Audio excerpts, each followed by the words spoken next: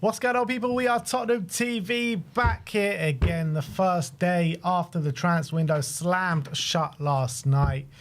We've gone through all the nitty-gritty of the transfer window. Now we can focus on the task ahead, and the one that is, the most urgent is the Champions League squad that is going to be announced at some point today, later on tonight. Apparently, 11 p.m. Well, they have to have it done by 11. Yeah, so that's the deadline tonight to announce that Champions League squad. And there's a lot of tough decisions to be made this evening. So obviously the rules are, so it's a squad of 25. You need 4 association, 4 club trained minimum. And obviously Spurs only have 1 club trained player in the squad. So that goes down by 3 because we can't name that. So we have to name a squad of 22 players.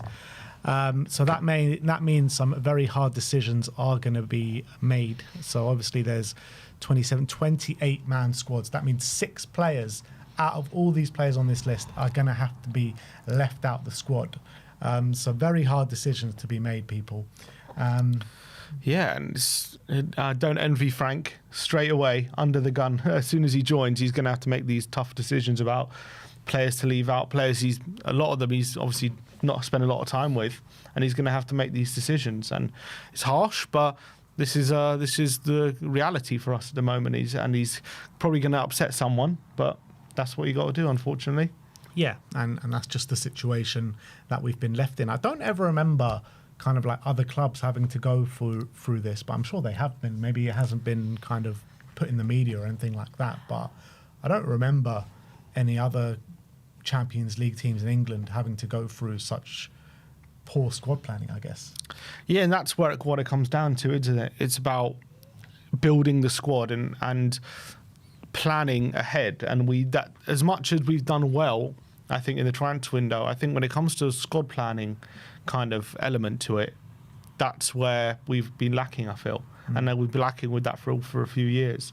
And it kind of feels like whatever direction we go to, whether it's, buy players to improve the first team or buy these young players for the future, I always feel like the planning of the squad has always been an issue about having the right players, getting the numbers right, getting players, development players, having a plan in place to develop players who are coming in. I feel like that's still something lacking, and I think when you look at the squad numbers, I think that tells a story. Yeah, definitely. But there is an interesting rule that came to our attention today regarding the goalkeepers. So you have to name a minimum of 3 goalkeepers within the squad. 2 of those have to be in the A list. 1 of those have to be on the B list. However, if a goalkeeper does get injured during the UCL campaign, you can make an urgent or a what's it called? Emergency. An emergency change in that. So, for example, if we don't name Kinski in the squad and Vicario gets injured, at some point during the Champions League campaign, when he does get injured, you can bring Kinski back in.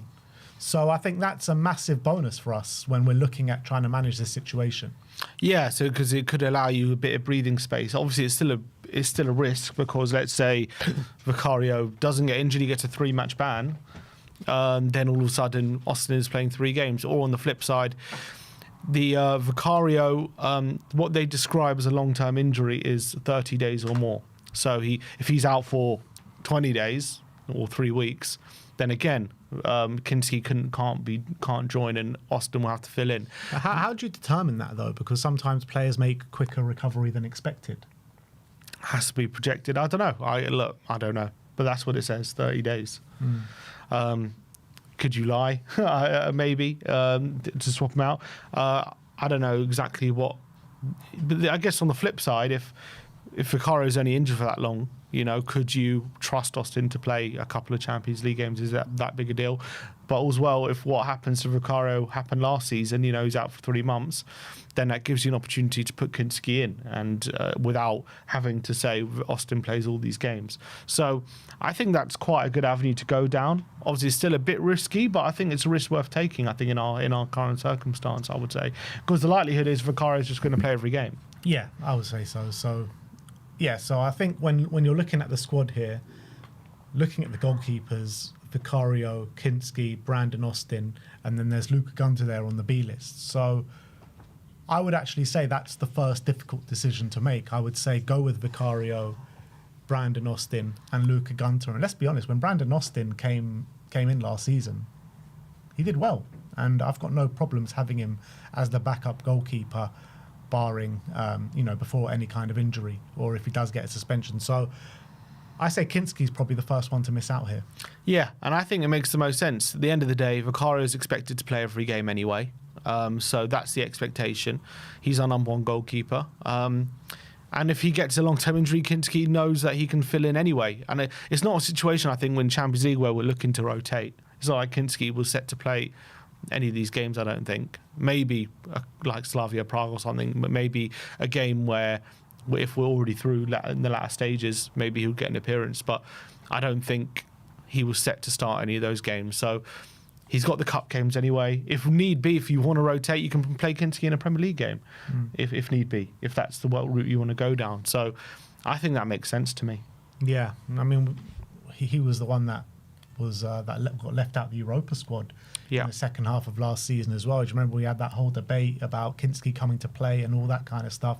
So it will be very unfortunate for Kinski because he's come in, he's a very good backup, he's definitely an able keeper, and I think he'll be really upset to miss out, to be honest. He will, but I think I think he will. But at the end of the day, I don't think he'll set to play any of these games anyway. And and it's not like if something goes wrong, he can't come in because he can. So he can come in if Vicario gets injured. So he was only really going to play if Vicario got injured anyway. So I think it makes sense. And as I've said, he can still play in the Premier League, he can still play the domestic cups. So hopefully he can be okay with that. Yeah, so that means Kinski misses out, so we'll go with Vicario, Brandon Austin, and Luca Gunter. And I don't know if you said we need 6 players. Yeah, I did. Yeah, 6 players to. So that means 5 more players need to be left out of this squad. Pedro Porro, Cuti Romero are obviously going to make it. That leaves you with the next player in Radu Dragu. Well, let's look at the whole kind of lump of defenders. So the centre backs, we've got Romero, Dragoshin, Danso, Van der Ven, Kota Takai, and I guess you can assume Ben Davis, but maybe we'll class him as a left back for this one. So out of those 5 defenders, you'd assume Radu Dragusin and Kota Takai will be the ones to miss out. We'll put it this way. I think it's a better way to look at it is if we go through the ones we know are going to be left out. So Maddison is left out, right? Because he's got an ACL. Yeah. So you can scratch him off the list. Basuma, I think he could be set to leave. He's not. He doesn't really have a future here. So you can scratch him off the list. So that's already 3. Him, Kinski, Maddison. So that leaves you with another 3 you have to leave out. Probably you would say Kulusevski. Kulusevski is 1. You can scratch off the list because he's going to be out till December. So that leaves you with 2. So then you've got 2 players to leave out of this squad. So then who do you pick? That's the question. Well, you're not leaving Porro out. You're not leaving Romero out. You're not leaving Danso, Udogie, Palhinha, Bentancur, Sarr, Bergvall, Simons, Kudus. Can't leave Austin out. Spence ain't going to be left out. Johnson and Solanke. We don't know about Solanke's injury, but you'd assume. But the thing is, that we can't leave out another association train because then our squad reduces. So Solanke has to be named. So that leaves you with Dragoshin, Kota Takai, Ben Davis, and Archie Gray. But you can't leave out Archie Gray because he's association. No. So that leaves you with Dragoshin, Kota Takai, and Ben Davis. 2 of those 3 have to be left out. Unless you leave out one of Odebear or Tell. Yeah, you could do that. But, I mean, Dragoshin obviously coming back from his ACL, I don't think he's going to be fully fit and back to his best until probably after the UCL group stages finish. So he'll get his game time probably in the cup competitions and maybe coming off the bench in the Premier League. That's where I see his minutes getting back to full fitness. So I think we can say Dragoshin probably will be left out. Yeah, he said a couple of months.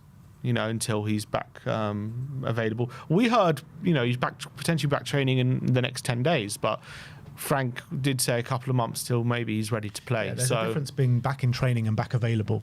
So, especially after ACL. 2 months, what's that, November? Yeah, I think it makes sense. I think leave him out. But that we are leaving ourselves short of the back. That's the truth. Obviously, Takai, the thing with Takai is... Well, if he's back in November, that still leaves you 3 months of Champions League group stage games. 3 months. November, December, January. But we're saying leaving him out, though. Yeah, but you're saying that, if he's not fit till November, then it's probably best to leave him out. But that still leaves you with 3 months of Champions League group stage games. Yeah. Which is a significant part. Potentially it's like 6 games, 4 games. Yeah. Depending on when he's back. It's half the group. Yeah. So, you got either him or Takai or Davis. Probably have to leave at least one of them out. I think Takai is definitely going to be left out. Yeah. But he's going to be back sooner, probably, than Dragoshin. Mm-hmm. But is he ready? But still, like with the centre-backs, you've still got Romero, you've got Van der Ven, you've got Dan, so I don't think Ben Davies is going to be left out. So I think you've got Ben Davies there who can cover left-back and centre-back. You're going to have to pick Davis because he covers full-back as well. So you're going to have to pick him. Yeah. And he's not injured. Exactly. So that leaves you just with Takai and Dragoshin. Essentially, unless you want to leave out one of Odebear or Tell. Essentially, do you want to potentially leave do you want to leave one of those out? Well, we do have a lot of cover, if we're being honest, in the forward line. So is it necessary? But it'll probably be a massive blow to either of them if they get left out. And they're young, they need that confidence. Or do you leave yourself potentially short at the back, where let's be honest, we could do with one of those two in the squad just in case. But Dragoshin is injured for a couple of months, and we don't know what state he's come in, and we don't even know if Takai is ready. It's a good point people make here in the comments. Danso is actually association trained, because he came through the ranks at MK Dons. Is he though? Because some was asking the question, and I think the answer came back no. So I don't know if it's true. Yeah, see, someone said he's not. Cam Shanks is saying he's not. Okay. Well, we'll assume he's not. So what are we saying at this moment in time? How many players? It's the decision. So we got 2 out of Tel Odebear, Dragoshin and Takai. 2 of them have to be left out because I can't see any of the others being left out. So it's 2 of those really. Because look, if you do leave out Takai and Dragoshin, you are leaving yourself very short at the back. That is the truth. You're leaving first of all. Davis has to cover fourth. He's basically 4th choice centre back and 3rd choice fullback. He's covering both those positions. Is that good enough, or is that are you leaving yourself vulnerable? It's a good point someone makes. Gray could fill in fullback and maybe emergency centre back potentially with his experience there. But again, is that do we want him in that position? I guess with the fact that Gray's a utility man, Davis can cover. Is there just enough cover to justify leaving both Takai and Dragoshin out? Or is there not? I think there's just about, but if we get the injuries like we've been getting over the last 2 years in the back line, then obviously it's not enough. The thing is, if we get Romero and Van der Ven out, even if Takai and Dragoshin are in, you're still pretty screwed. Yeah, but obviously it's a lot better with them than without them. That's the thing. I mean, in my opinion, I think we should probably keep one of those defenders and leave one of Tell or Odebear out. And out of Tell or Odebear, I probably would leave out Tell, to be honest. I've seen more from Odebear than I've seen from Tell. And obviously we know that Thomas Frank, he's very much clean sheet first, very much heavily focused on his defensive structure and everything like that. And we've got enough players in the forward line. So it does make sense, actually, that one of Odebear or Tell would be left out. But I don't know. I just can't see it happening for some reason. I can't see us leaving out a player we just signed for 30 million. But then again, I'm thinking back in January, I remember didn't Villa sign, I think it was Marlon, for decent money. They left him out, their European squad. But look, it's a different situation. I can't imagine we're going to leave him out after signing him for 30 million. I just can't imagine us doing that. But maybe we're going to be ruthless and say, look, we need another defender. You're going to have to be ruthless because whoever you leave out, it's ruthless. Yeah, it's true. I mean, but the thing is with Takai, we only signed for 5 million. Is he even ready? He hasn't had a pre-season. He's currently injured. So there's a lot of reasons to leave him out. Dragoshin, again, there's a lot of reasons to leave him out, seeing as he's just off the back of an ACL. We've still got 2 months to recover, and we don't know how good he's going to be when he comes back. So there's a lot of reasons to leave him out. Who would you leave out if the decision was left to you? I think I'd leave out the 2 defenders. I think there's just about enough cover to justify it. I mean, you are leaving yourself vulnerable, but I don't want to leave out Tell or Odebear. I think I want to keep them both in. See, in my opinion, if it was up to me, I would take one of the defenders. Which one? I'd probably take Dragoshin, and I'd probably leave out Tell. That's what I would probably do. And I would give Odebear the backup option in the Champions League, and I'd give Tell the backup option in the Premier League. That's what I would personally do. But then you're potentially leaving Tell out for a player who might not even play at all in the group stage. It depends, like, what they think in the back end about Dragoshin, what the medical staff think, what Thomas Franks thinks. If he thinks he can play a part, then Dragoshin. If they think he can't play a part, then Kota Takai. I obviously don't know what the situation is with Dragoshin. If they're saying he's going to be back in a couple of months and, you know, back in training in a week, then, look, I still don't think he'll be back to his best. So maybe it is the smarter decision to take Kota Takai. But I just think we're well stocked in terms of numbers in the forward line. So even if you take Tell and Odebear, you know, one of them is going to have, or they might have very limited minutes in the Champions League anyway.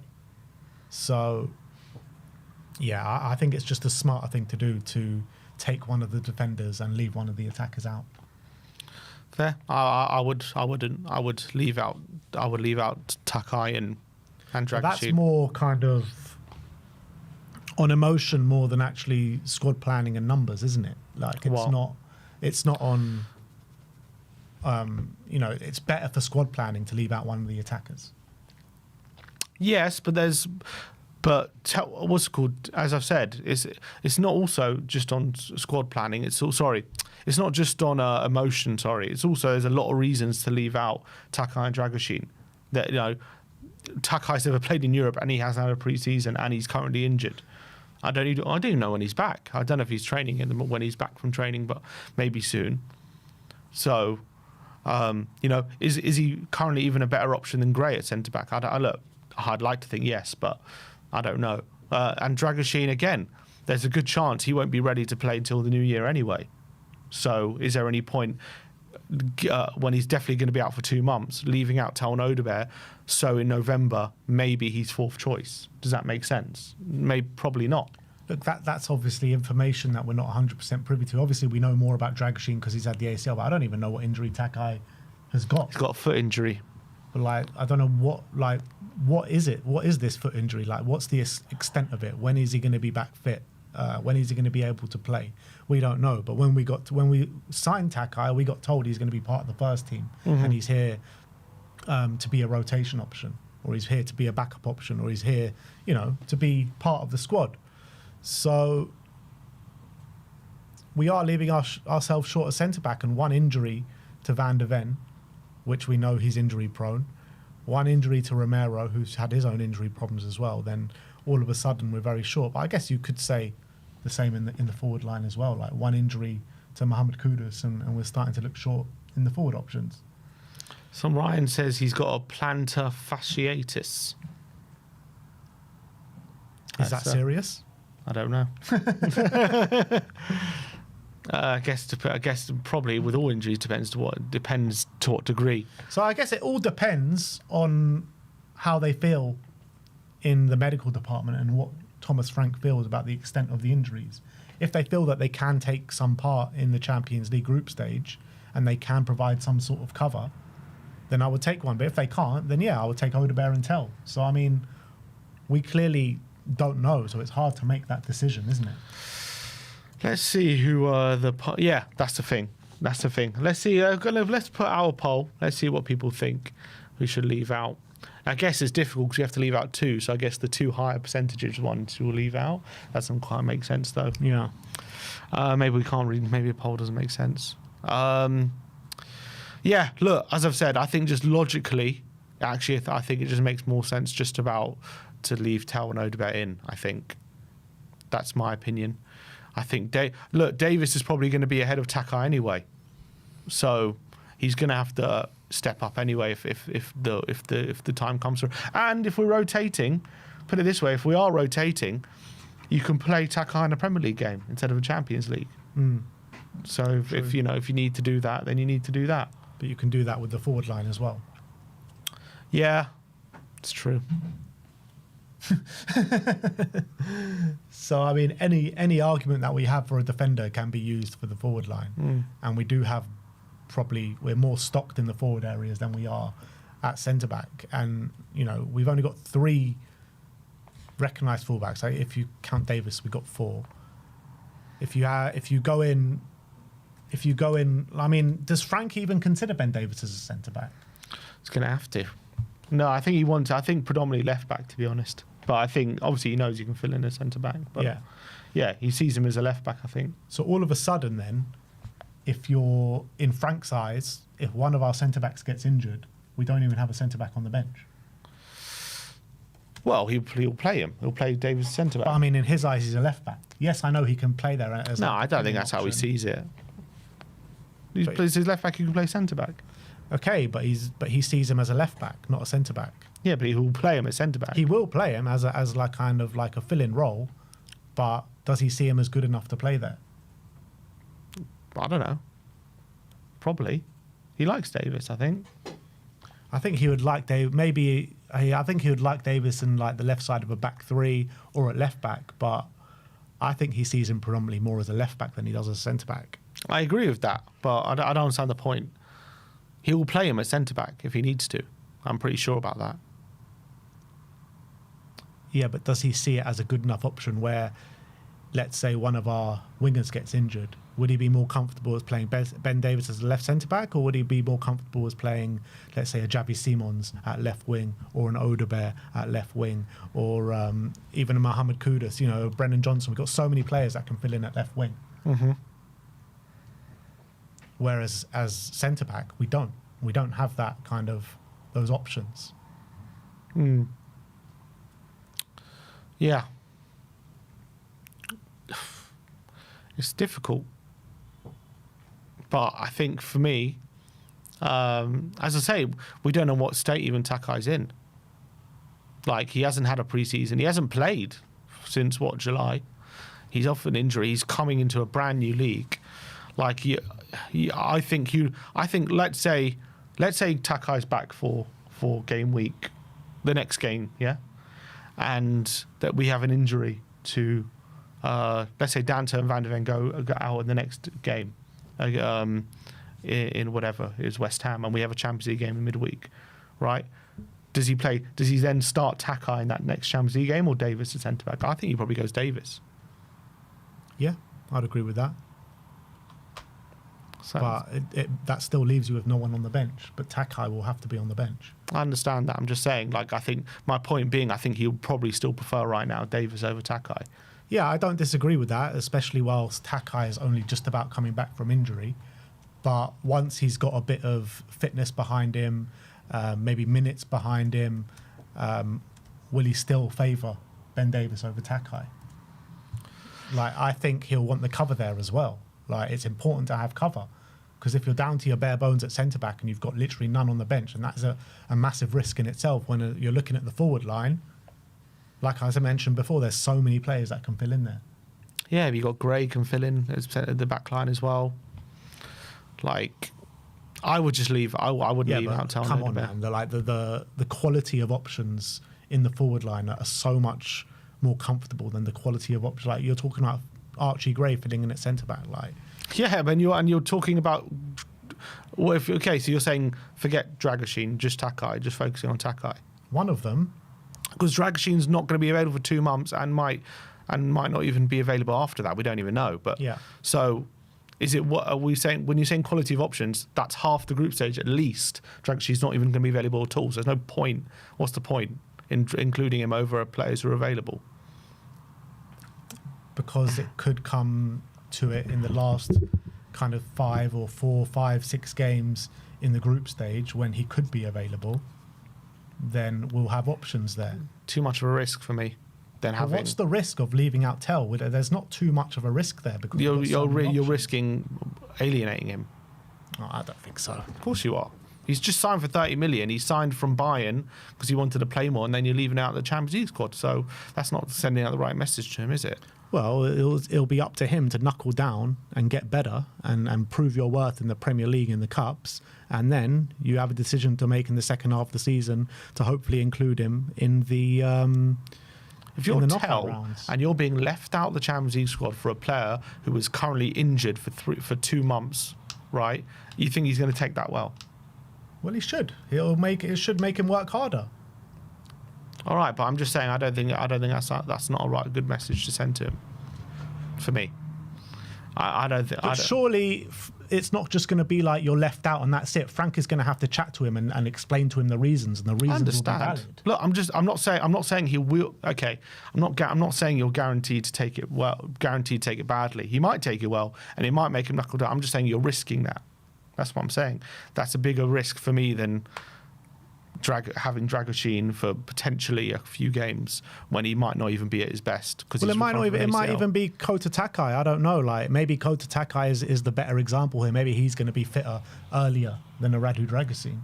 Like it doesn't have to be Radu that's out for 2 months. Mm-hmm. Like it could be Kota Takai. Like I'm just worried about the cover at centre back that we've got, particularly as we know that our centre backs are injury prone. Mm-hmm. Like you got Dancer, you got Davis, you got Gray. It's not great, but I'd rather just trust them for the Champions League and then include Odebear and Tell and not have that uncomfortable conversation with them about not including them right now. Because I think it's an easier conversation to have with Dragoshin and Takai than it is with Tell and Odebear. I just think, that comes into it, these emotional things. Also, all these conversations of how players feel and all these kind of things.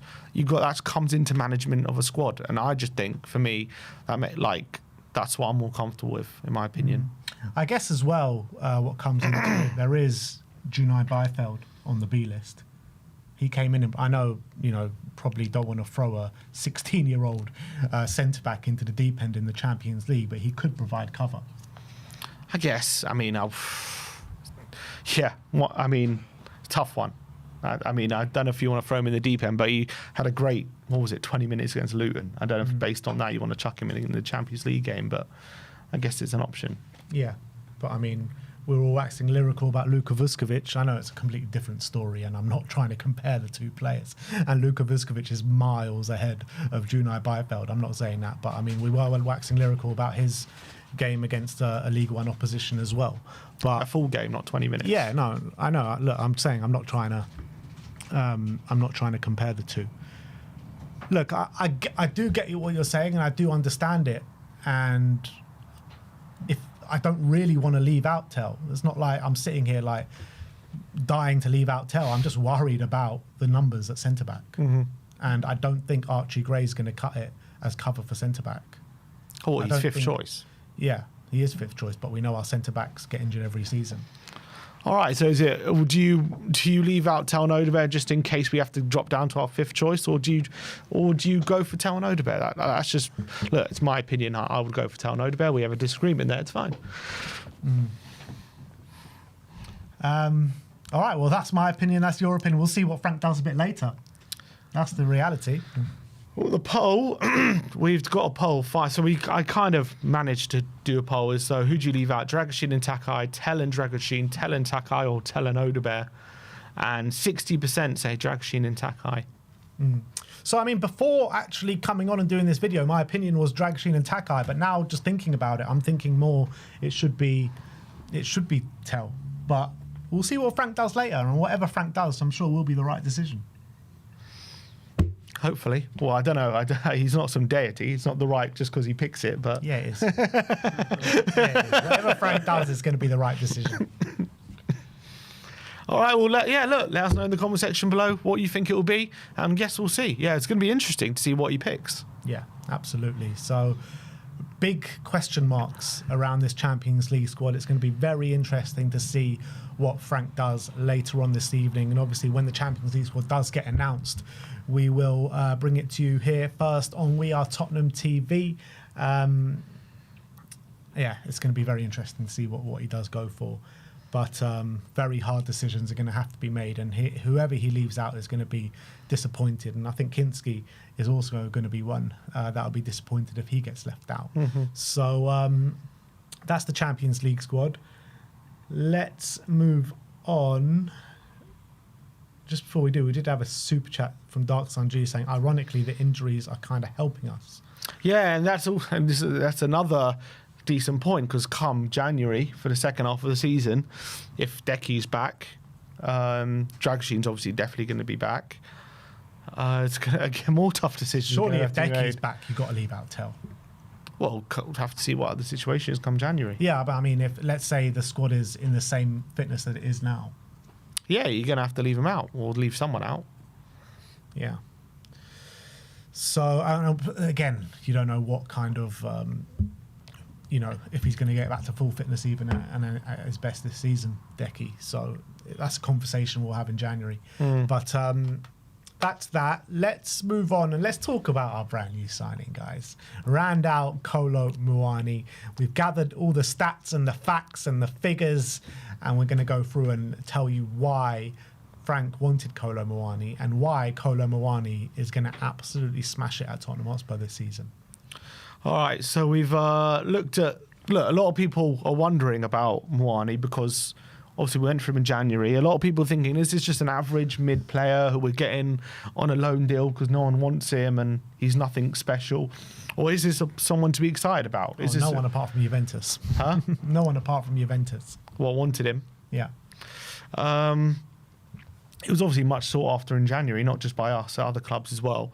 And obviously Juve signed him and then wanted to re-sign him, but for some reason, I don't know if I think they had money problems or they went for a Pender instead last minute and pulled out of the deal. So I think, look, there's a lot of reasons for us to be excited about what Muani is going to bring to us and how good he is. And I think the numbers back up why he's going to be a really good signing. First of all, I think, let's bring up, his career stats. Yeah, bring that up. I think these are important to look at. I think a lot of people say, I've heard a lot of people say, he's only had one really good season in his whole career, and that's where a lot of people base off how good a player he is and stuff like that.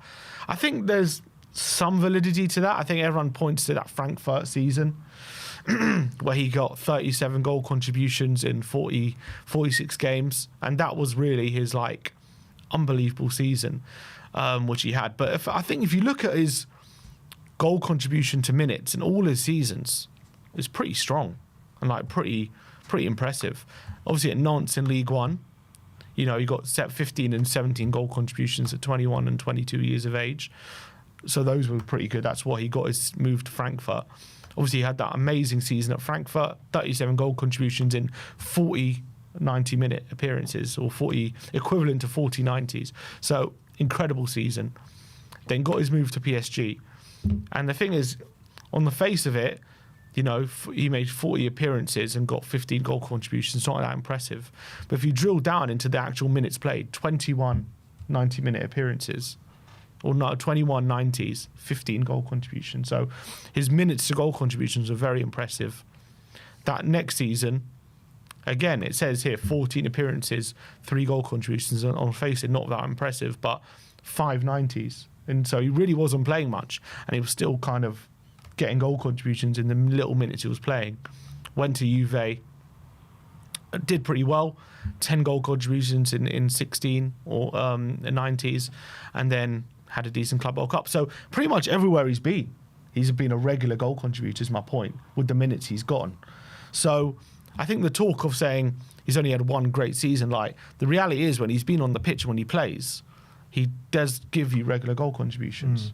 Yeah, and look, I think it's true what you're saying, but there's a clear reason. There must be a reason why he wasn't fancied at PSG. He got a massive move, isn't it? 95 million. And, we can all sit here and look at purely the numbers of goal contributions to per 90, but there's got to be a reason why his move to PSG didn't work out. Because you would think that after smashing it at Eintracht Frankfurt, going back to a league where he grew up in the French league, going to the best team there who are going to create the most amount of chances for him, you would think he would absolutely go and smash it there, and that they would love him. 95 million euros they paid for him. Why didn't it work out there? What's the reason why it didn't work out there? Yeah, so you look, Enrique didn't fancy him for one reason or another. It's tough to say exactly why. We know, obviously, there's been a lot of change over. They weren't even doing that well up until beginning of last season. Was it Enrique that signed him? Yeah, I think so. Is this Enrique's third season? Wasn't it Enrique who signed him? No, I'm just asking. I don't know. I'm trying to think because it wasn't Poch. And I think Enrique took over from Poch, didn't he? So what year did he join there? 2023. So he joined there 2023, and Enrique, started in 2023. Yeah, so it was his first summer. Yeah, so they had a lot of problems, PSG, even up until the beginning of last season. Remember, they travelled to Arsenal in the Champions League in, I think, October time or something, and they were wiped the floor with them, and they were terrible. And they were really struggling even in the group phase. They scraped through the Champions League group phase until everything changed. And he made lots of big changes. So, I don't know. Enrique made big changes there at PSG. I think Muani was one of them. Even Mbappe, like, he was, they got a lot better when he left. Like, I don't know why exactly Muani wasn't fancied. I think, I don't know. I think when you're comparing Muani to the strikers, to the forward line now and what he likes, I think Muani's just a bit different. I think Muani really likes playing in transition. He likes playing with a lot of space. Whereas you've got forwards now with Kavisha, Barcola, Doué, Dembele, who like to play, in the tight spaces. They're very technical. Very different types of forwards and probably look better in certain ways. And so I think when you're playing for PSG and you're playing against teams who are basically sitting and defending for 90 minutes, maybe Muani's not the kind of player you want and isn't going to be the most suited to that. Yeah. So, I mean, when you're trying to translate that into Tottenham, I think it works. It works in certain games, and it's not going to work in other certain games. Like when we play Man Cities and stuff like that, then yeah, it's going to be brilliant when they play a high line against us. But there's going to be plenty of teams that drop deep and don't let us play and are going to let us have the ball. Yeah, I know, but I think I think how Frank likes to play is he likes us to be very transitional. I think that is what he's going to aim to do in most games. It didn't work against Bournemouth, obviously, but I think for those games, I think that's what Muani's going to bring to us, and I think he's going to be perfect for it. I think Frank's going to love him. I think Frank's really going to like him.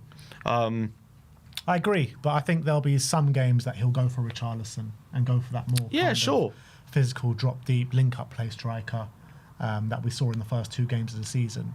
And then I think in the really big games where, like the Man Cities, the Liverpools, where it's going to be a proper transitional team, then I think Muani that's going to be his bread and butter for us. Yeah, I think Richarlison's obviously a better penalty box striker, but I think when it comes to like being all round, like a player who can take people on, get the ball on his feet, travel over large distances, running in behind, you got Muani's the guy for that. And I think he's also a decent penalty box striker. He's maybe just not as good as Richarlison, but he still has that to his game as well. He's not like he's just one thing. But I think. I just think, for some reason Enrique didn't like him. I haven't spoken to him. I don't know. Maybe I need to speak to a PSG fan to know why exactly it didn't work out. It went so horribly wrong for him. But at the end of the day, it seemed as though when he was playing, he did seem to score or assist regularly for them. I guess the positive thing as well, like even how wrong it went at PSG, like you said, the goals per 90 kind of still was a decent record, and still he's being called up to the French squad. And you don't get called up to the French squad if you're a dud of a player, do you? Yeah. With the plethora of talent that they have, particularly in the forward line, it'd be easy to leave him out if he was flopping and if he wasn't doing well. So that indicates to me that we've got a very good player on our hands here. Yeah, and he went to Juve, and I think he did pretty well. I think Juve wanted him back. Unfortunately, it didn't happen, but I think he did pretty well there. He was he was pretty streaky, I think. Fortunately, it didn't happen. Yeah, fortunately for us, but I feel like he didn't let the PSG thing get him down. I think he's gone to Juve and done quite well, but I think people Like, there's this I guess the narrative is because it hasn't worked out in the last couple of years for him. Like, there's this narrative that his career's just fallen by the wayside. I think that's just not quite what's real about his career. I think he's still a very good player, and he's still got a lot to offer. And I think there's a lot of reasons to be excited. In terms of versatility, you can see if you bring up his positions where he's played throughout his career. So clearly, predominantly a centre forward. That's his favourite position. Has played a fair number of games on the wing. About 34 odd. It says it with mixed success. I think it's fair to say. But I think clearly he's a striker. That's where he likes to play. Yeah. That's Frank did say in his interview when Muani signed, he's a player that can play across the whole front three, and that's kind of where he sees him. But, there's not that much evidence of that throughout his career. He's had minimal amount of time on the wings. Yeah. He's played there. I think that's also something at PSG. I think he was shunted out on the wing quite a bit compared to Frankfurt, who's very much a forward, a striker. I think it's a position he can play. It's not his favourite position. I think, in a weird way, under Frank, the wide position might, especially off the left, he might be all right there because the way we like to play it. If he plays in like how Johnson plays it, it could suit him, I think, and do it to a better way than Johnson does. He's definitely a player who would prefer to play up front. Yeah, similar to how like Richarlison can play off the left, I guess. Yeah, no, I don't doubt that. I just feel as well like two signings that we made are going to complement each other so well, and that's him and Xavi Simons. I felt like him and Xavi Simons are going to do so well together. I think they're going to strike up such a big bond and relationship on the pitch with the creativity and the take-on skills that Xavi Simons has, and with the ability of running in behind and finishing that Kolo Muani has. I think that could be a match made in heaven. Yeah, I think so as well. I think they'll have some really good link-up. Let's look at his heat map. So this is his heat map. This is him when he was at Juve. I think this tells a story of what I'm saying, that he can kind of do a bit of both. He's quite good. He likes to pick up the ball outside the box. You can see quite a lot of concentration outside the box, but also inside the box as well. He actually is quite good at getting the ball on the half turn and taking a quick snapshot inside the box. So he's quite good at, gets a lot of touches in the box, and he's quite good at that. So does have that to his locker, but I think when it comes to his ability from outside the box, I think he's very good compared to our other strikers. Getting the ball, running at players, turning, and being comfortable having the ball outside the box and linking the play. What are his metrics like for successful take-ons? Is it good? Is it strong? So if you look at his graph, the pie chart when he was at Serie A. Yeah, that one. So the top right is like the take-on metrics, and it's pretty good. It's pretty strong. Like, he attempts a lot of take-ons. His percentage is pretty decent, above average. What is that percentage? I can't read it. So the percentile was percentile for percentage is 57. But if you look, he attempts a lot, and he is successful in quite a lot. So the percentage might be like a bit lower. I think it's like 50% or 45%. But because he takes on so many, like, his percentile for his successful take-ons are really high. So he's a good dribbler, basically, is my point. He's a good ball carrier. He's tough to get the ball off. He's strong as well, so he can shove off challenges. He can ride challenges. So that's really, really strong. Touches in the penalty area as well. You can see, look, he actually gets the ball quite a lot in the penalty, 84th percentile there. And his shooting metric is actually quite good. Like, his shot on target percentage really high. So when he shoots, he tends to get it on target, like, quite more often than most other strikers. His XG to shot, he's taking shots from good areas. He's not taking them from stupid angles as well. Frank will love that. Yeah, Frank will like absolutely love that.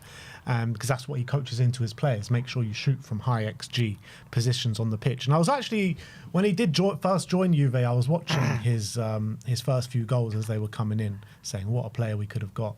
And he started on fire there, didn't he? Absolute fire. I think he scored 4 in his first 5 games. I think in his first 3 games he had 5 goals and 1 assist. That was it.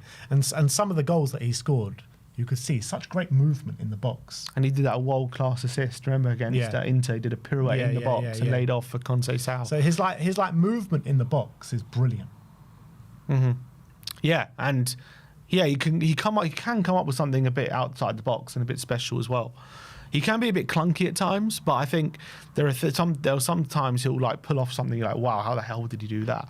Yeah. But yeah, he's sometimes a bit clunky. But yeah, it's interesting. If you looked at his pie, just bring up the pie chart one more time.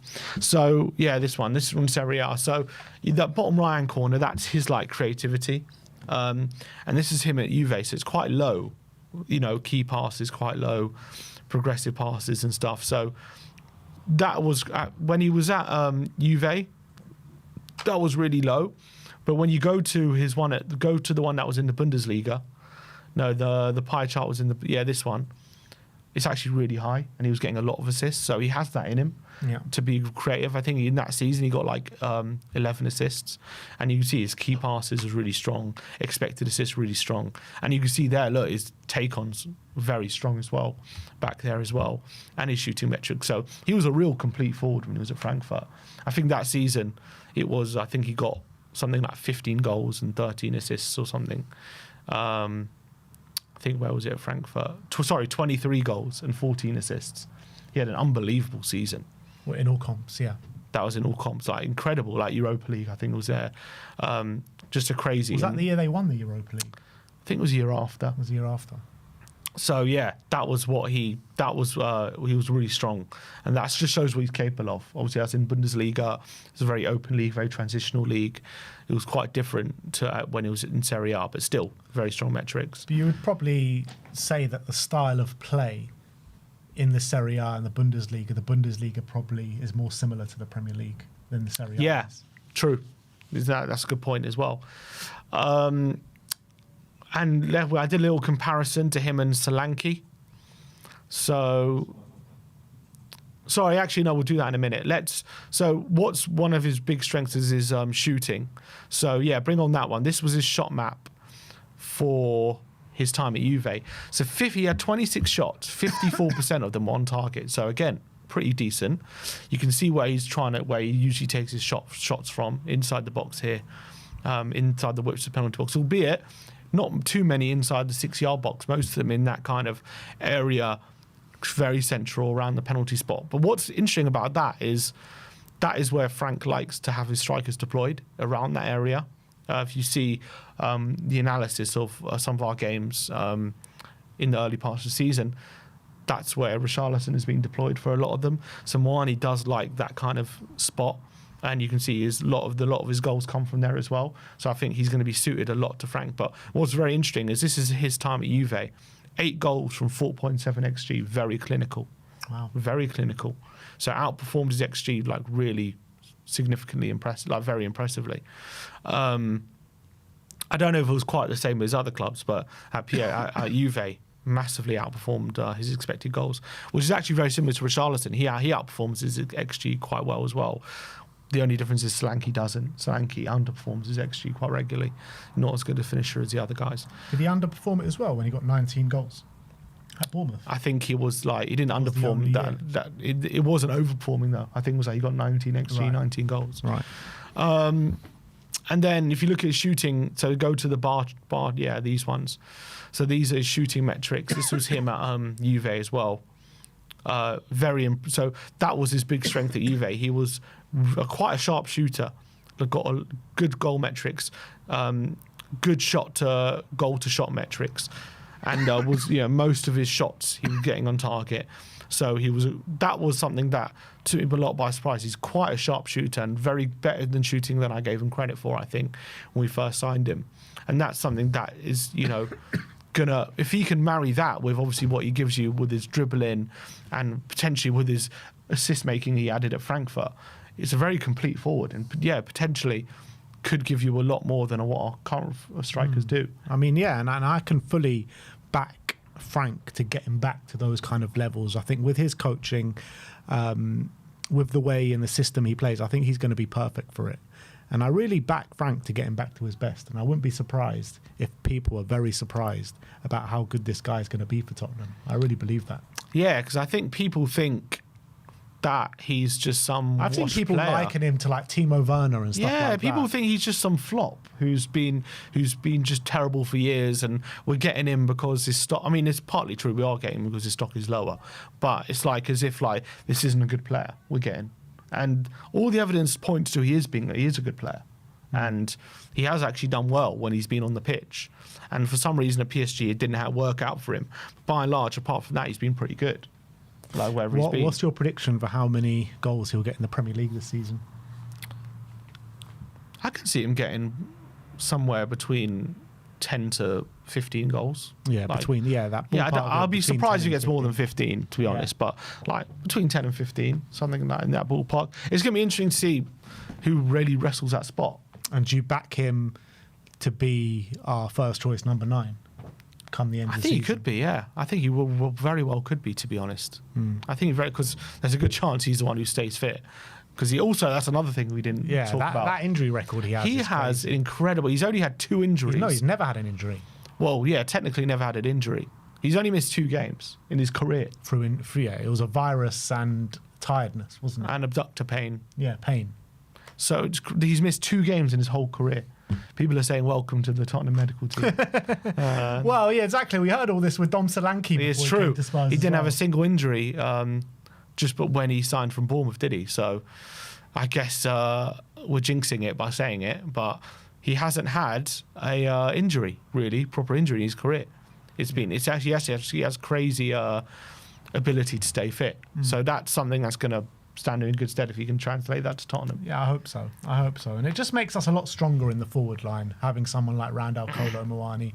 I think he offers something different to our number 9s right now, and I think he's someone that Frank is going to get on swimmingly with. And I think, we're going to see, I don't know about the best version of Randall Kolo Muani, because I think it will take him time to get there, because, I think he needs to build his confidence. He needs to build his kind of relationship with his teammates. He needs to get used to the Premier League as well. So I think it might be a little bit of an adjustment period as well.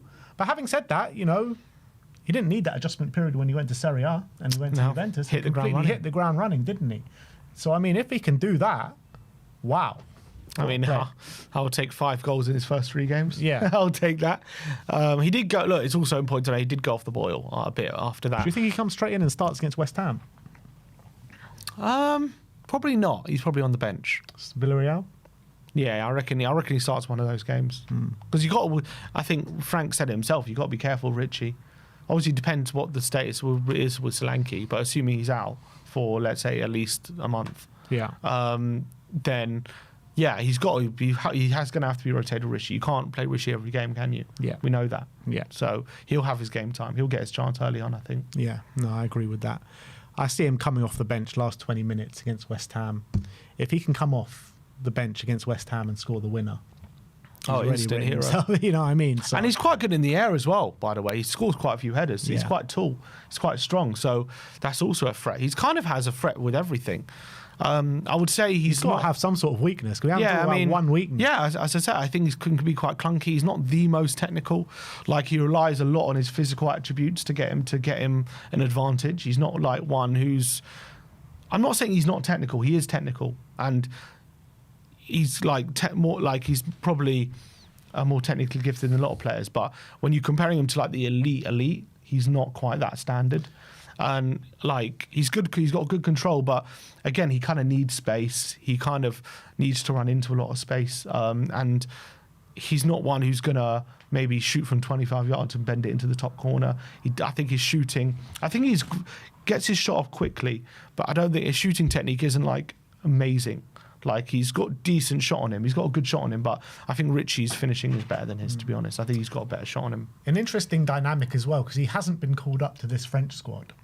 So Frank's going to have him on the training pitch for now 2 weeks with not many players around. So he's going to be able to really hone in on him and coach him for these next 2 weeks. Whereas someone like Javi Simons, he's off to Netherlands now. He's not going to have much time with his teammates before that West Ham game. Apart from Van der Ven. Yeah, he's going to be with Van de Ven, obviously, and the Netherlands. Yeah, so that's another important point. It's a World Cup year for him as well. Yeah. So obviously he's going to be desperate to. He went to the last World Cup. Obviously he had that big moment in the final. Everyone remembers. Yeah. He did well. Yeah, he did well. I think he came off the bench. Was it Morocco? He scored. Didn't end well for him, but he did well. I'm trying to remember. I remember there was one game he came on and scored the winner. Was it Morocco semi-final? Yeah, Morocco. He scored. I remember one. I think in the Euros as well. Semi-final against Belgium. He scored in 2 semi-finals of 2 international tournaments. So I mean, he obviously missed that big chance against Argentina, but he came on and made an impact in that game.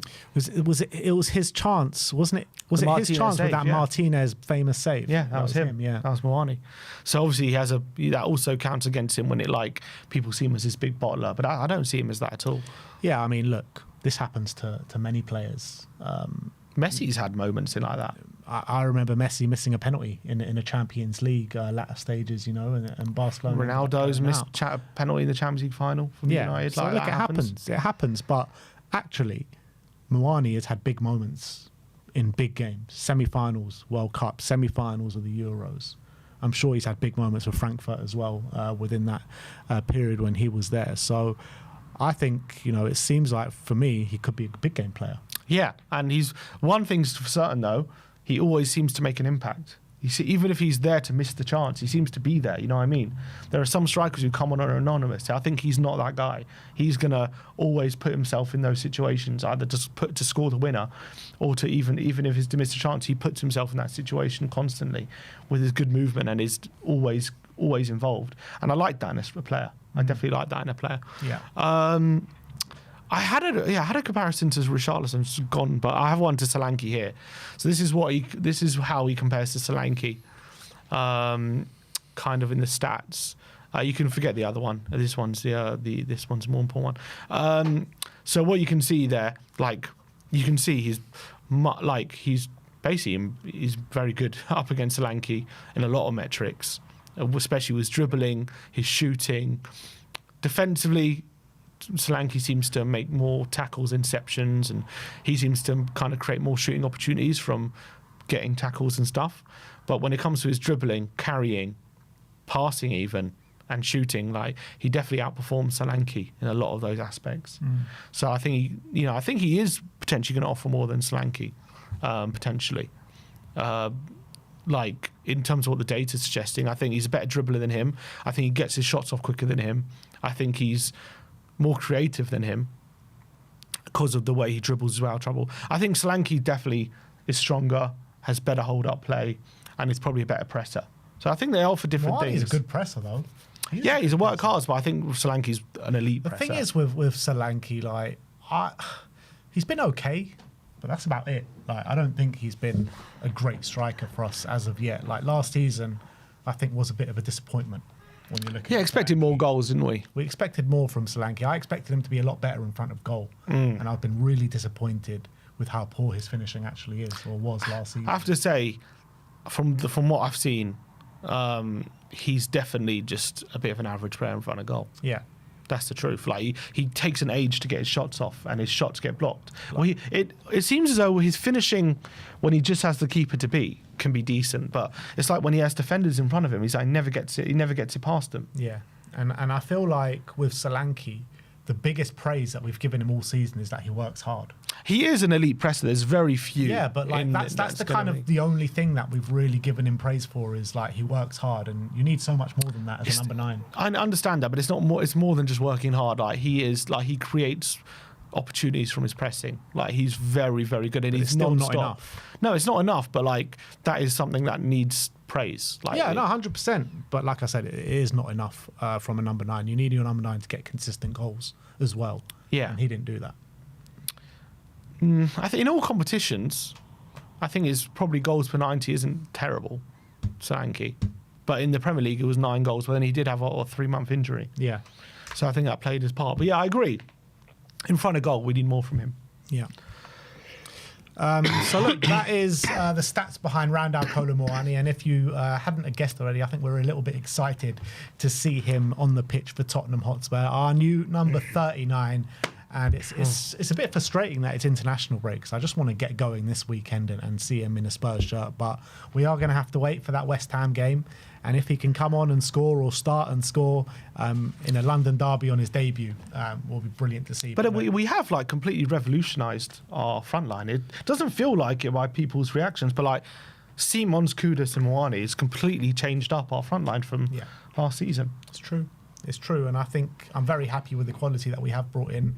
I think obviously it's come with its kind of casualties, because if we would have had Maddison in there and Decky in there as well, I know. Then all of a sudden you're talking about a really strong forward line. You're talking about that's up there with, some of the best in the league if we had those available. But now you're looking at it without them. I think we're looking fairly weak on the left-hand side.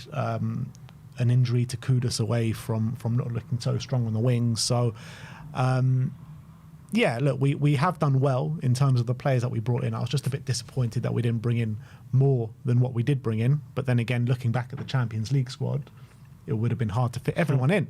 So, look, that's Kolo Muani. Very excited to see him get going, and let us know your thoughts on if you think he's going to be a success at Tottenham Hotspur in the comment section below. And if he is a success, it'll be interesting to see if we do try and make that deal with PSG, because there's no option, there's no obligation, there's no nothing in the loan deal. Yeah, but I reckon knowing Levy, he'll probably get a decent price out of him. Because look, PSG don't want him. I don't know what the deal is with Juve. But, I wouldn't be surprised if we got a good deal out of it, like a good price out of it. Mm. Yeah. So look, basically, want to do well, but not too well. I wanted to absolutely smash the ball out of the I'm park. joking. But look, that is that. We're going to end off on 2 tier lists for you guys. First up, we're going to be looking at our transfers, and we're going to be ranking our summer transfer window and seeing how well we think the players are going to be doing. So there's obviously 6 transfers that Spurs brought in. And you need to put it back on the screen because I can't see it. So the first one. So what are the tiers here? Because I can't. It keeps going off the screen. What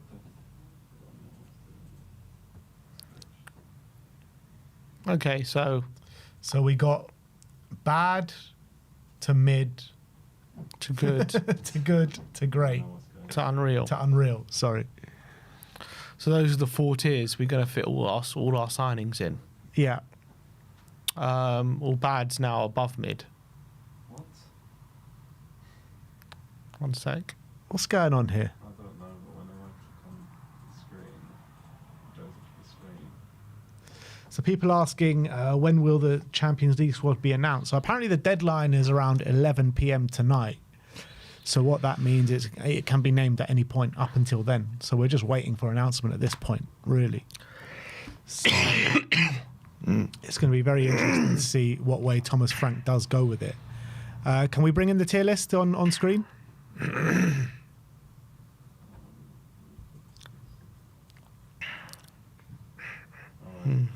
All right, so let's get into this tier list. Summer signings tier list. We've got 4 tiers to bring you: bad, mid, good, and unreal.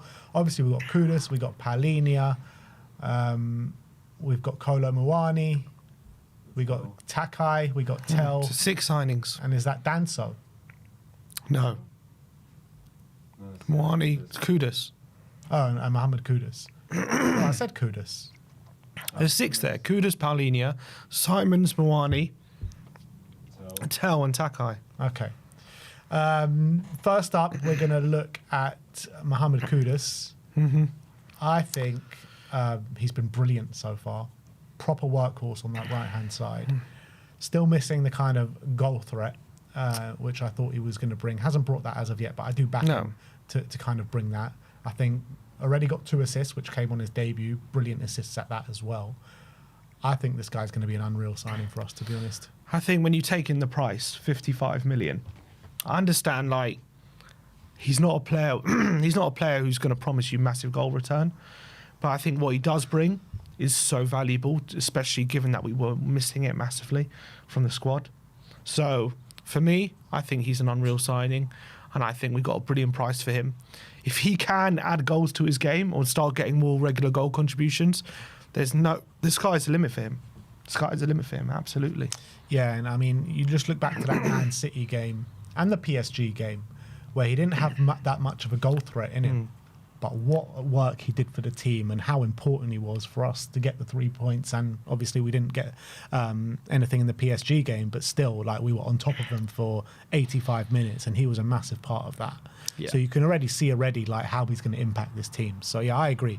Mohamed Kudus is going to be an unreal signing for us. Next up is going to be João Palhinha. A bit of a mixed bag so far for João Palhinha. I thought... yeah, I mean, if you take friendlies into account, he was obviously awful at Bayern Munich. I thought he was pretty awful in the most recent game against Bournemouth. But I do think against PSG and against Man City, I thought he was absolutely brilliant in those games. So I think he's kind of exactly what we need in the middle of the park. An absolute workhorse. His physicality in the middle there, his dual winning ability, it's just something that, you know, we needed. We just saw last season how much we needed a player like that, and we finally got one. So if he can keep up those kind of levels that we saw at Fulham, the levels that we saw at Man City and PSG, that this guy's going to be an unreal signing. But if we do see those traits coming in against Bournemouth and then against Bayern Munich in the pre-season, then that might get degraded a little bit. Yeah, I think he has potential to be an unreal signing. I fear he might only be a good signing because I think he, in terms of being an absolute dual winner and being someone who adds that steal in the middle of the park, I think he is someone who has a lot of value to the squad. In terms of needing a number 6 who's got good passing ability, he's not that. And I think, you know, we saw... You know, we did miss, like against Bournemouth, having a deep line playmaker, and obviously he doesn't fulfil that role. But obviously that's not his role to fulfil. So he's going to have his games like against Bournemouth where he struggles, I think. But I also think against games against Man City, he's invaluable and he's unbelievable. Obviously what was he, 29? We got him on loan. I think it's really good business, but am I convinced in 3 years' time he's going to be our starting centre mid? I don't know. He won't be our starting centre mid in 3 years' time. I mean, he might be, but I don't think he will. I'm saying I'm not convinced by that. So, but we've brought him in as a job to as do a for stopgap. this season. Yeah, that's his. Like Mohamed Kudus, we've brought him in for the long term. The purpose of João Palhinha is for this season. So I don't think you can judge it on if he's going to be here in 3 years' time, because I don't think that's what his job is. His job has been a loan signing. but it could be. I mean, if he smashes it, yeah, he could be. in 3 years. I don't know. I don't think he's going to be here in 3 years' time. He might be here, but he won't be a starter for us. But he's already 30 years of age. I think he's 29 at the moment, or is he 30 already?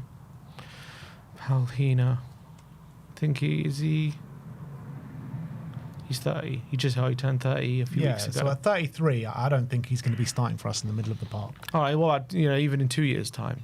Whatever. My point being is, I think he's a good signing. I think it's he comes in, does what he says on the tin. A loan signing.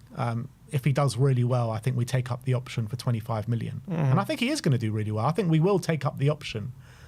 But it could be detriment to one of our other midfielders, and we're still looking to bring in another 6. I think he's good. I don't know if I think in some games we're going to be waxing lyrical about him, and then some games we're going to be like, this guy is awful. I don't think he should be playing every game for us. That's the thing. I think he should be playing in these big games where we're going to need a destroy in the middle of the park. But when we need like the Bournemouth game, when we need more ball progression from the middle of the park, I don't think he should be playing those games. So he's a good signing then. Yeah, but I mean, we could be looking back at the big games this season, like the Man City games, and maybe even like Arsenal at the Emirates and stuff like that, and being like, wow. You know what I mean? Yeah, I understand that. I think it's good. It's not unreal, but I think it's good business. Loan deal makes sense. I wouldn't say it's an unreal signing though. Fair enough. We'll put him in good. João Palhinha. Next up, we're going to look at Javi Simons, and this is the one I'm most excited about, guys. I think this guy, out of all the players that we've signed, I think this is the one with proper star quality.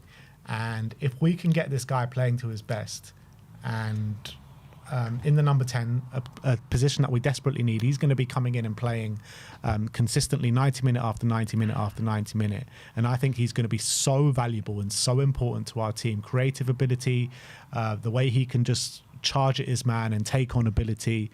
I think he's going to provide bundles amount of assists this season. I think it's a no-brainer. This guy goes straight into unreal signing. Yeah, completely agree. I think this is a phenomenal signing. This is phenomenal business. 51 million as well. We paid more for Kudus than we did for him, and we thought we got a good price for Kudus. I think Xavi Simons is one of the most exciting talents in Europe. I really believe that, and he's been around. I know he's been around for a while. People think he's maybe older than he was because the name's been around for so long. But this guy, he's only 22. He is an incredible player, and I think he gets branded with certain brushes because of his, how big he got when he was earlier, and people think he's maybe a luxury player and things like that. This guy is serious talent, like really serious talent.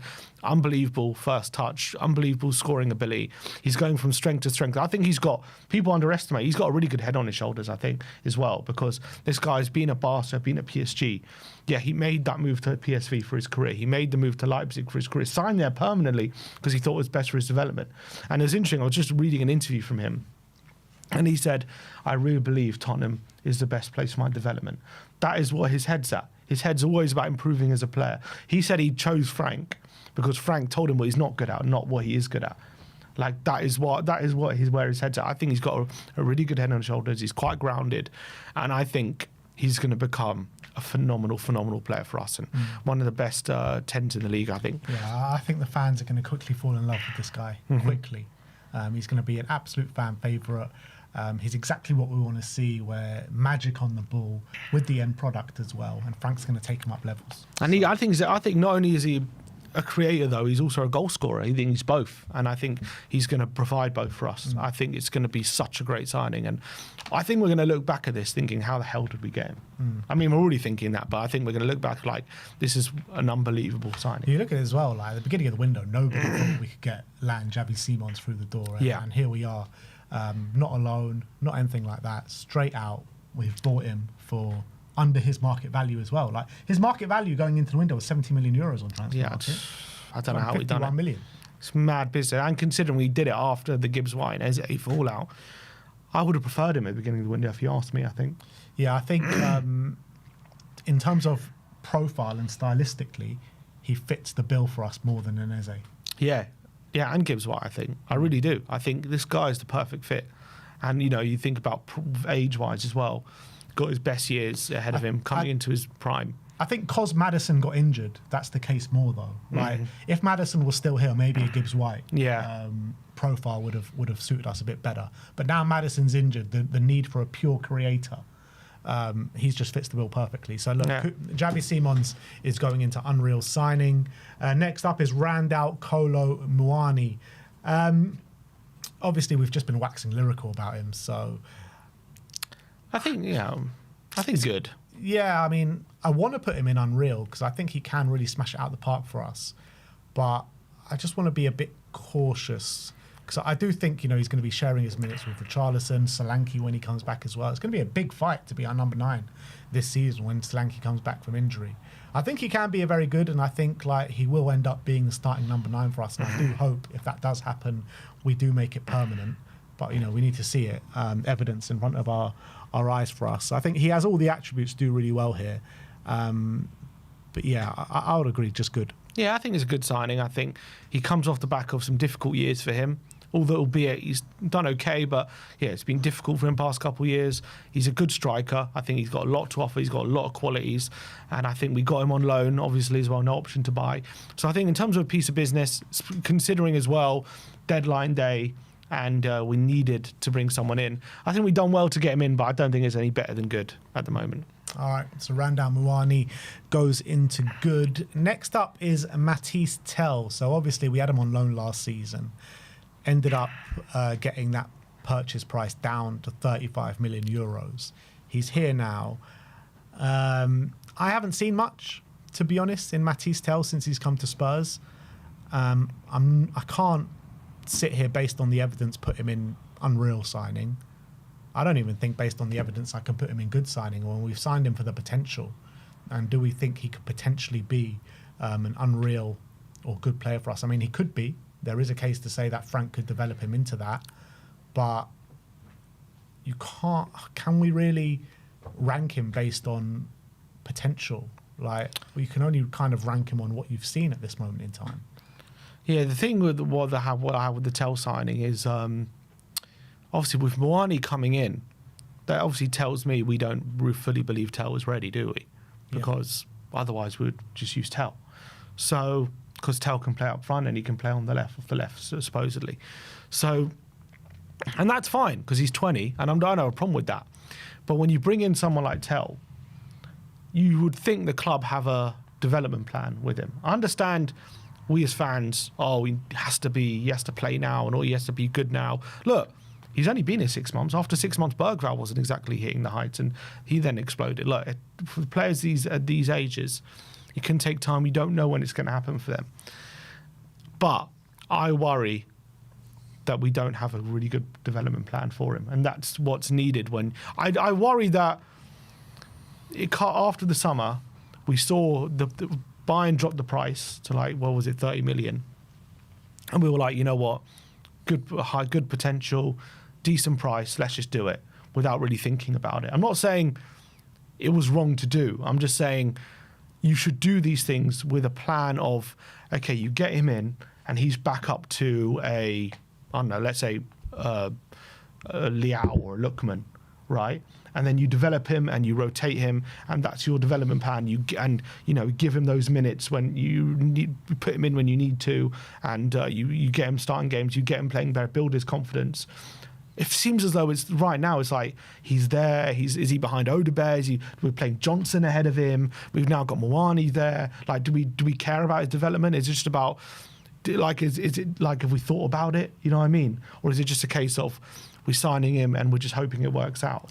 I think it was a classic case of Daniel Levy wanting to win it in a negotiation. I think this was purely a club signing. Matisse. Well, we signed him before Frank came in, didn't we? Yeah. So I think this was purely a club signing. I think this has Daniel Levy's fingerprints all over it. He saw a player that a couple of years ago had a high market value, and he got the price down of what the option to buy was.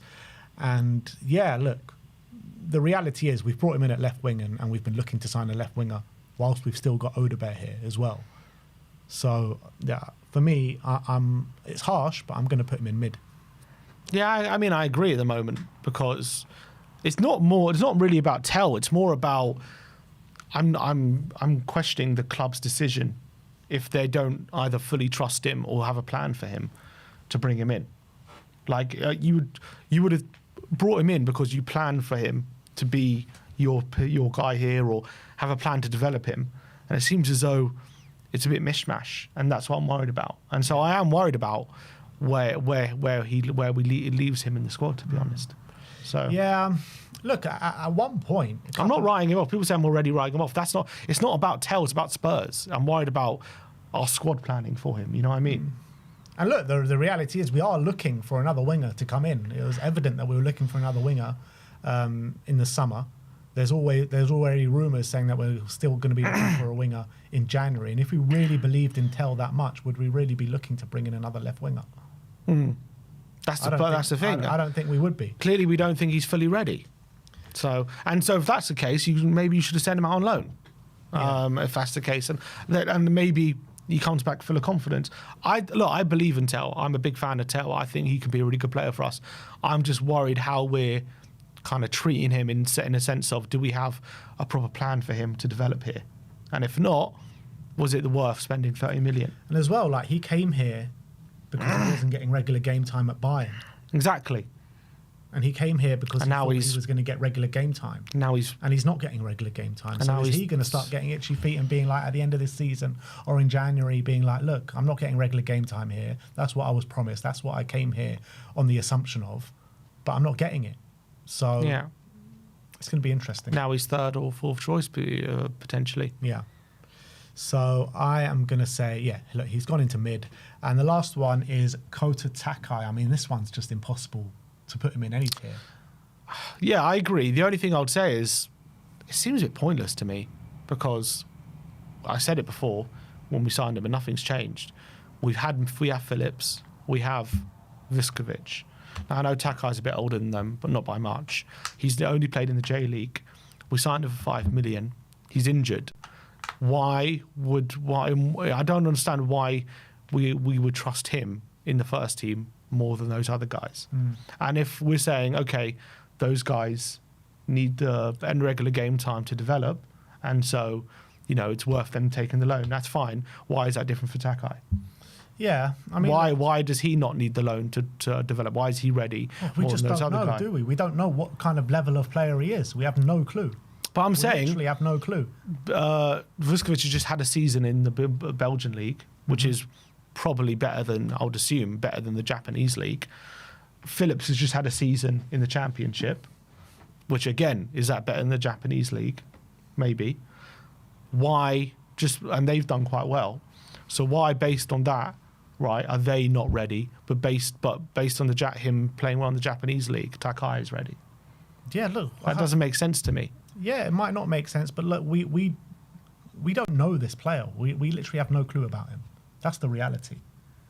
Like, we've never seen him play in 90 minutes. We never saw him in pre-season. Since he's come here, he's been injured. So, I mean, all the points you make are valid, but still, it's impossible to put him in any of these tiers because we have no clue what this player offers.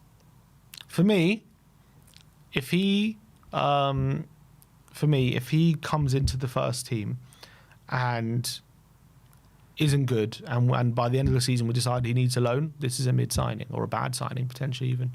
Yeah, but again, like, this is all just like it's just the complete unknown. Because, like, he could come in and do well. He could come in a cup competition and we start to see some value in him, or he could just not do well and we need to send him out on loan. So, like, we were told that he was going to come in and fight for a place in the first team. That's what we were told. That's what Alistair Gold said when we first signed him. So, I mean, it's like I said, it's impossible to put him in any of these tiers. It really is. It's true. I think it's harsh to put him in bad. It's harsh to put him in anything because we've literally known nothing about him. So I guess put him in mid. Again, that's harsh as well. Middle of the road. This is Your our decision, not prediction. mine. Mid. We'll put him in mid. Well, we can't put him Don't anywhere. put my stamp on it. That's your prediction. Mid. So yeah, that's what we're doing. We're putting Kudus and Javi Simons in unreal. Perfect symmetry. I love it. Palinia and Muani in good, and then we have got Takai and Tel in mid. So no bad signings. Oh, well, yeah, that's the prediction anyway. We'll see what happens come the end of the season. But that is our summer signings tier list. Do you agree? If you do, let us know in the comment section below. But if you disagree as well, please let us know in the comments as well and put your rankings in this tier list in the comment section. And we're going to finish off on one more tier list for you guys, because I know you guys love a tier list, and it's the first of the season. The first month of the season is done and dusted, so it's time to get into that August player performance tier list. And if you've forgotten, we rank them from awful to not good to okay, good, very good to excellent, all based on the player ratings that we've given in the 3 games. Well, is it 3 or 4 games that we done? 4. With the PSG games Yeah. involved in that as well, yeah. So It's a competitive game. the 4 games that, well, it's only competitive if you win. Good point. In the 4 games that we've played this season. So let's start off, and I can't see the screen again, so let's start off with... Oh, Can you not see the screen? don't worry, I got it here. First player is João Palinia. So João Palinia, he had a very bad game against Bournemouth, but the other 2 games, because he didn't play in the Burnley game, but he played in the PSG where he was very good, and he played Man City where he was very good. So I guess he's going to go, surely he goes into very good, or does the does the Bournemouth one take him down to a good? 6.8. Yeah, so he goes into good. Unfortunately, he got a 3, or you gave him a 4, I gave him a 3. The other 2 games were an 8 and a 9, or you gave him 2 9s. No, an 8 and a 9, an 8 and a 9, and an 8 and a 9 from me. So Unfortunately, he went from excellent to good. with Yeah, one look, bad it was a very performance. poor performance. It was a very poor performance, so he's got to get marked down on it. So yeah, João Palhinha, first month at Spurs, goes into the good category. Next up is Kota Takai. He goes into can't judge, hasn't played a minute. After that is Mohamed Kudus. Again, he's had some really good displays for us. Unbelievable at PSG, unbelievable against Burnley, really good against Manchester City, but then the game against Bournemouth was pretty poor. So he's had one more good game than Palhinha, so I think he just gets into very good. 7.4. Yeah, wow. So he was 1.1 away from excellent. Yeah, hard. He got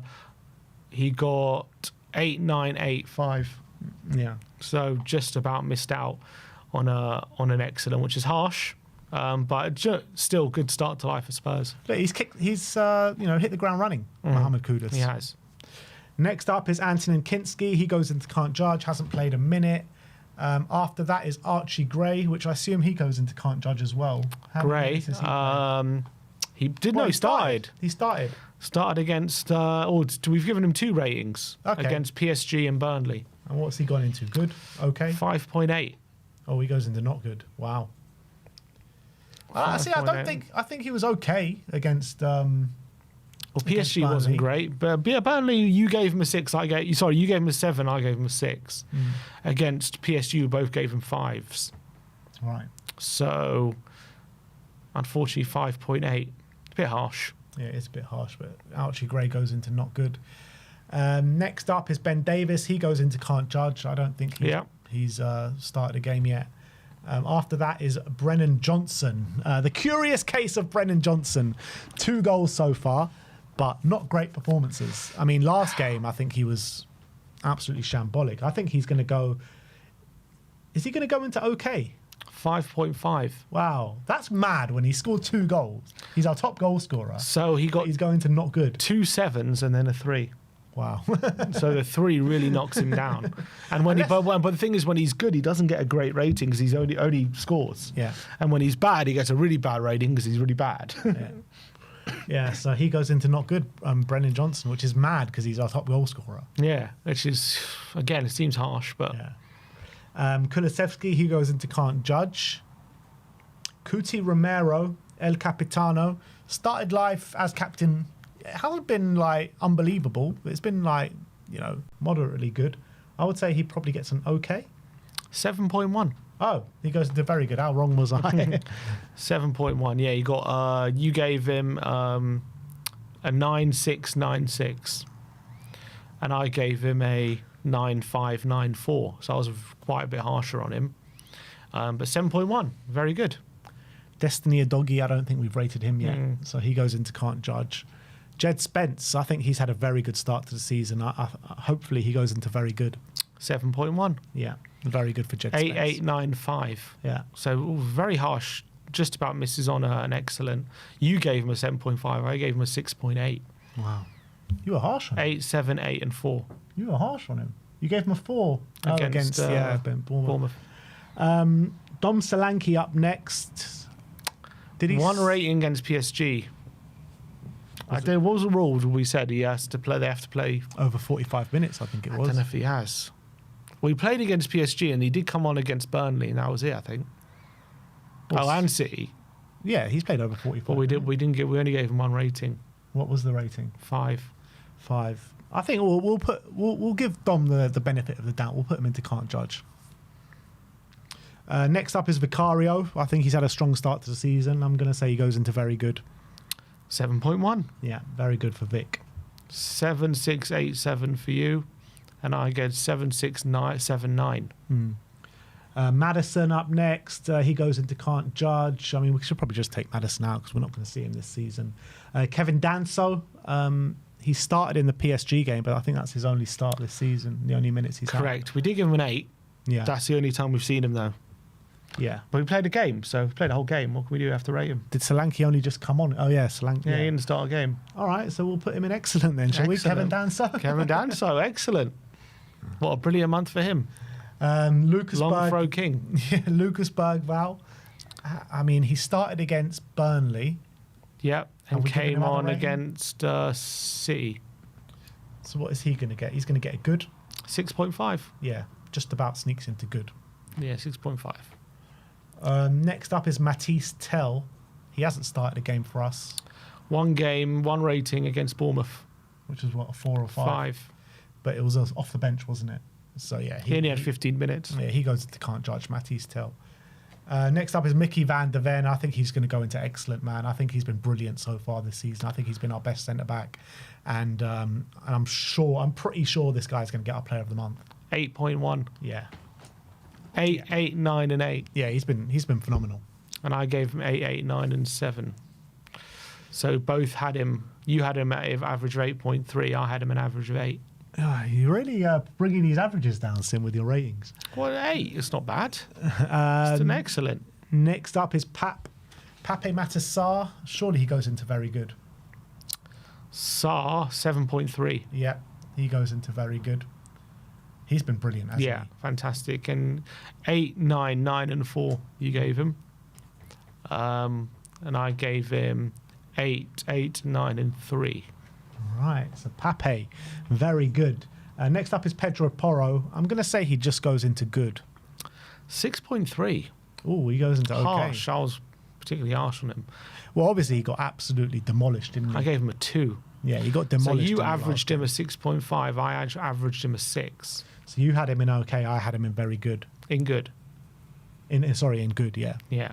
So 6.3 goes into okay. I mean, he was terrible in that game against Bournemouth. Burnley was, I remember, a bit mixed, but pretty good overall. But yeah, PSG and C, he was brilliant. Dragoshin goes into can't judge. Richarlison is the one after that. Obviously, he started the season on fire. It was kind of a backward step against Bournemouth, but hopefully he gets into very good. 7.6. Well, he gets to excellent. Come on, Richie. Prove. Because he got a 10 He on the did. first game, yeah. He did. He's got 8, 10, 9, and 4. Yeah, So he's had a very good start. yeah. Very good start. In fact, I gave him a 7.8. You gave him a 7.5. Wow. So you were the harsh one I this was time. harsh on Richie. Next up is Randall Kolo Muani. Obviously, he can't judge him. Next up is Rodrigo Bentancur, and I'm going to say he goes into good. 7.2. Oh, he goes into very good. It's very 7.2. top heavy. I love this. 9, 9, and 4 for Bentancur. Yeah. And I think the rest go into can't judges. Javi Simons, Wilson Odobert, and Yves Bissouma. So they're all can't judges. Yeah. Which ones? Javi Simons, Wilson Odobert, and Yves Bissouma. Yeah. All go into can't judge. Odobert, we gave 1 rating to, and that was a sub appearance against Bournemouth. Yeah. So, I mean, can't judge. All What right, was that so rating, by the way, for Odobert? 5. 5, yeah. So our player of the month is Mickey van der Ven. Start off as you mean to go on. Mickey van der Ven is always, since we started many doing player this of the with months Mickey, has he got? He's got more Kills than it. anyone by far. So he is the only one who pretty much didn't have a bad game Yeah. the whole month. He was Yeah. brilliant. Kept Vicario, up his no? standards. Vicario as well. That's true. Vicario. Well, but Van der Ven was pretty much an 8 or above for Yeah. the whole month. So big up to Mickey van der Ven. He is our player of the month. And we're just hoping and praying the guy doesn't get injured because he is so important for us. He really is. But special mentions also go out to Richarlison. Bring up the tier list again. Someone said can't judge doing some heavy lifting. Yeah, it really is. So special mentions go out to Kevin Danso, who gets into excellent after 1 game. Mohamed Kudus, Kuti Romero, Vicario, Pat Matasar, Rodrigo Bentancur, and who's the other one I'm missing out Spence. there? And Jed Spence, yeah, how can I forget him? So all these guys have had very good first month of the season. Let's hope they can all keep it up. I think that makes sense, yeah. In terms of remembering who's done well, I think they've all done brilliantly. Yeah.